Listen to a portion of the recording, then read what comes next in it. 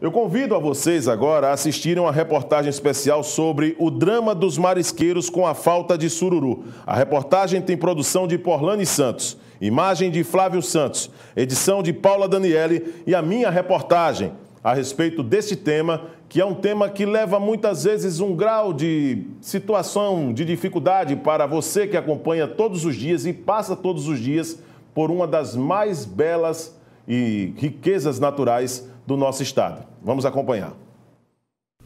Mundaú, termo indígena definido pela junção de Mondaí, que significa água de ladrão, principal fonte de sustento de centenas de pescadores e famílias de baixa renda instaladas em seu entorno. Morre silenciosamente todos os dias. Situada entre os municípios de Coqueiro Seco, Santa Luzia do Norte e Maceió, a Lagoa Mundaú é considerada uma das principais riquezas naturais de Alagoas. Recebe o nome de laguna pelos diversos canais que promovem encontro com o mar. Mas as mudanças climáticas e a poluição promovem um desequilíbrio em seu ecossistema, diminuindo o ciclo de vida de peixes, crustáceos e moluscos. A Lagoa-Mãe, como é carinhosamente chamada pelos pescadores, garante o sustento de pelo menos 10 mil pessoas e, por causa do baixo nível de salinidade, em decorrência das chuvas do primeiro semestre, o sururu, tradicional item da gastronomia alagoana, desapareceu. E agora, aproximadamente 2 mil pescadores que dependiam exclusivamente de sua pesca têm buscado outras formas para garantir o sustento da família. O sururu ele precisa de uma salinidade mínima para sobreviver. Para ter uma ideia, a água salgada tem em torno de 35 ppm. O sururu precisa de 15 ppm de sal para sobreviver. Nós chegamos agora praticamente a zero por causa desse volume de água doce que desceu e empurrou a pluma salina em direção ao oceano. Então, é inviável para o desenvolvimento do sururu essa condição de água.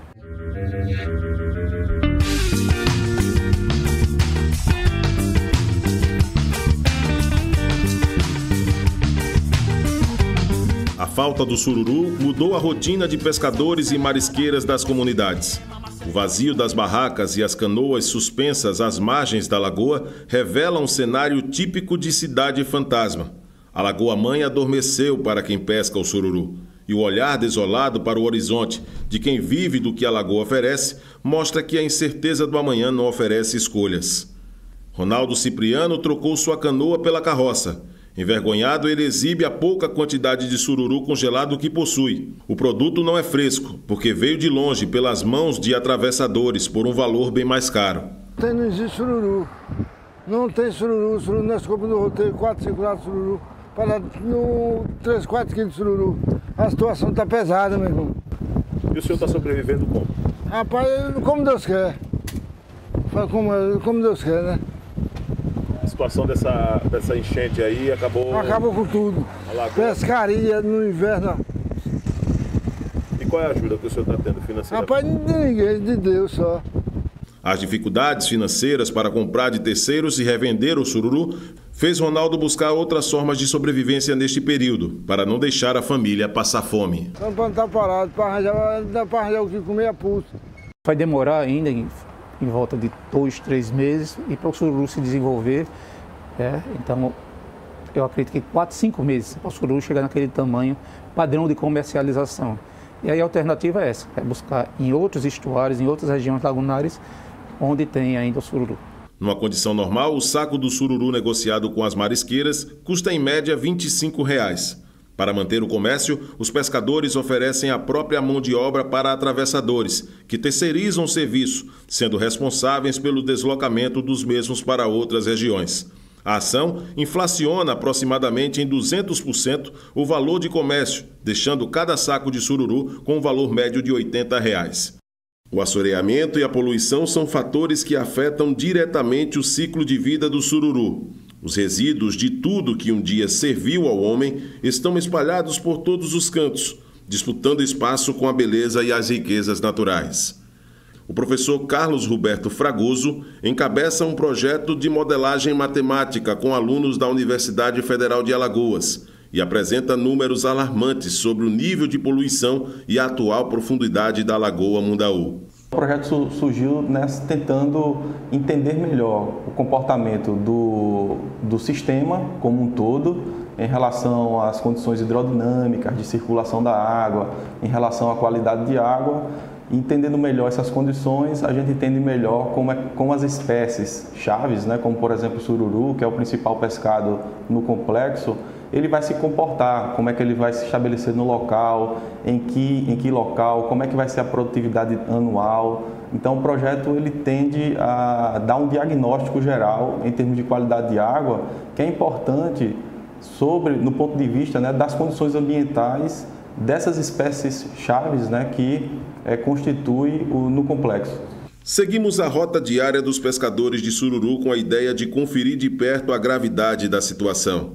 Nosso guia é Fernando Sabino, pescador há quase 4 décadas, que teve a influência do pai para entender que é da lagoa que vem o sustento da família. Hoje eu sobrevivo da tarrafa, né? Eu sei jogar uma tarrafazinha, sei fazer um bicozinho de servente, mas a maioria dos pescadores aí que tira sururu não sabe fazer isso. Aí estão passando necessidade. Você chega na casa de um pescador desse aí, você vai tapar as panelas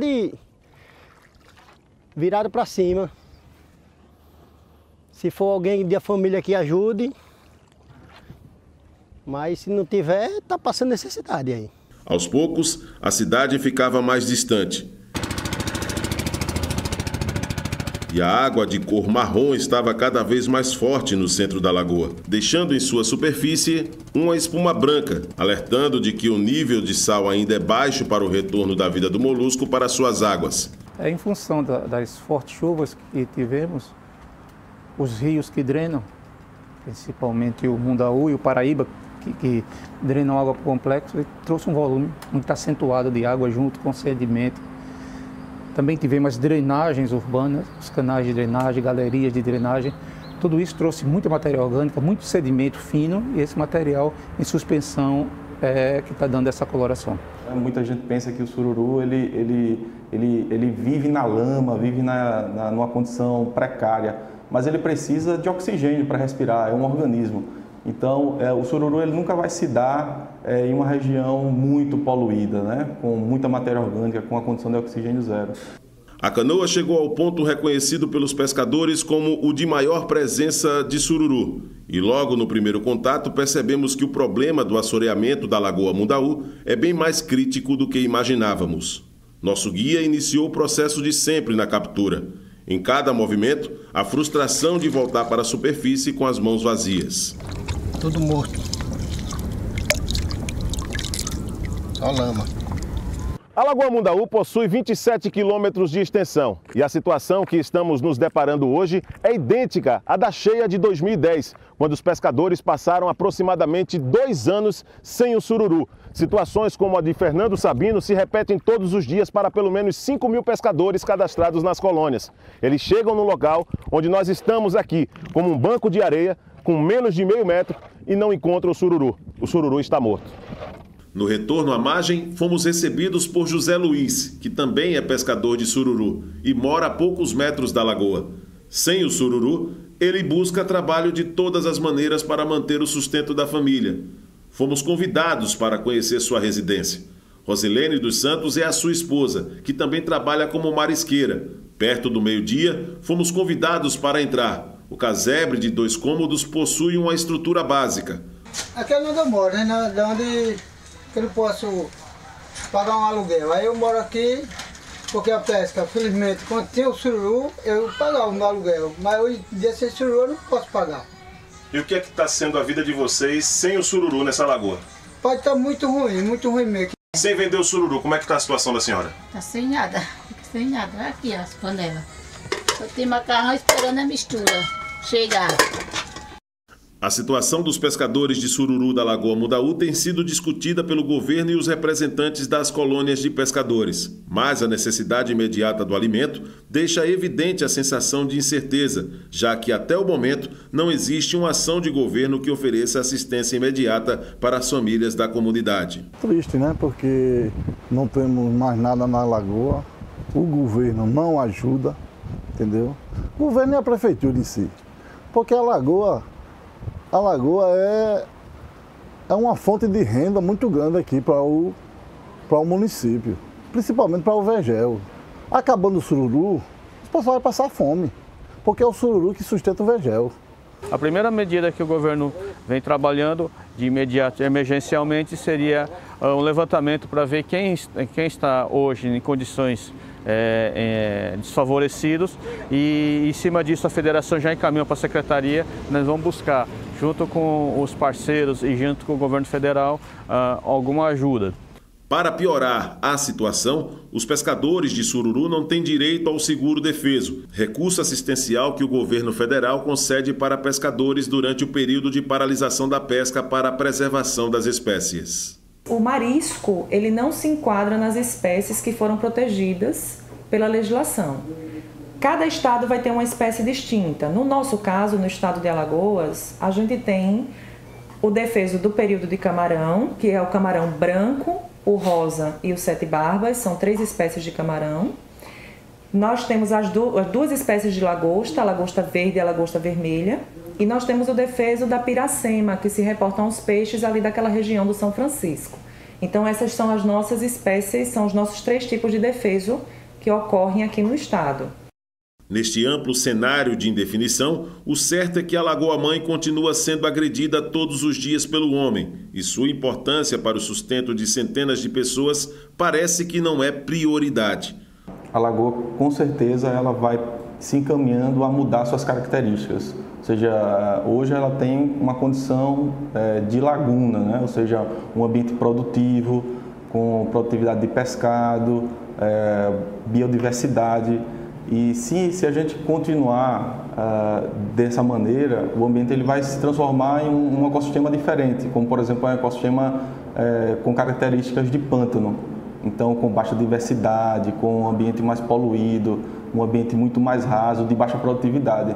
Então, a gente precisa se preocupar e tomar alguma ação no curto, médio prazo para tentar reverter e mitigar os problemas ambientais que hoje o sistema ele vivencia. Nos próximos anos, é real a possibilidade do sururu não existir mais nestas águas.